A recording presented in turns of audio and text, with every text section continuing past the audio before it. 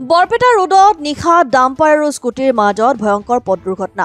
গুৰুতৰভাৱে আহত এজন বন বিভাগৰ কৰ্মচাৰী বৰপেটা ৰোডৰ কলভাঙ্গাৰ ৩১ নং ৰাষ্ট্ৰীয় ঘাইপথত নিশা প্ৰায় ১১ মান বজাত এক ভয়ংকৰ পথ দুৰ্ঘটনা সংঘটিত হয় উক্ত পথ দুৰ্ঘটনাৰ ফলত বৰপেটা ৰোডৰ আঞ্চলিক বন বিভাগৰ এজন কৰ্মচাৰী গুৰুতৰভাৱে আহত হয় আহত হোৱা বন বিভাগৰ কৰ্মচাৰীজনৰ নাম বিষ্ণুৰাম মণ্ডল বুলি জানিব পৰা গৈছে নিজৰ কৰ্মস্থানৰ পৰা স্কুটিৰ ঘৰলৈ গৈ থকাৰ সময়তে ডাম্পাৰখনে স্কুটিখনক মহতিয়াই নিয়ে যাৰ ফলত গুৰুতৰভাৱে আঘাতপ্ৰাপ্ত হয় স্কুটি চালক বিষ্ণুৰাম মণ্ডল